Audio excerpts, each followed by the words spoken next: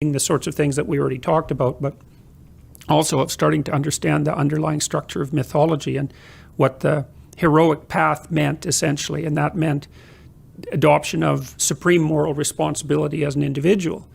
Now, there's this idea in the New Testament, which is a really interesting idea. You know, it's one of these bottomless ideas, and I mean that literally. You could study it forever and never get to the bottom of it. And the idea is that Christ is the person who takes the sins of mankind on himself, and there's something redemptive about that.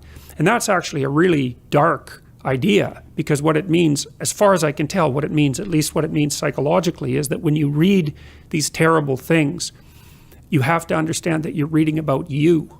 If you don't understand that you're reading about you, then you don't actually understand the stories, you know, because you put yourself in the position where you're automatically the good person who would never do anything like that. And then these other people are, well, they're devils in some sense, right? And it's very easy for people to make that division.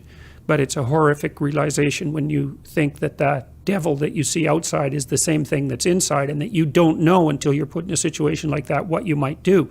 And then it's even worse, because if you look at the historical evidence, you know, it was ordinary people in some sense that produced the catastrophes of Nazi Germany and the Soviet Union and Maoist China. I mean, they might not have originated it, but they certainly had the option to say no at different steps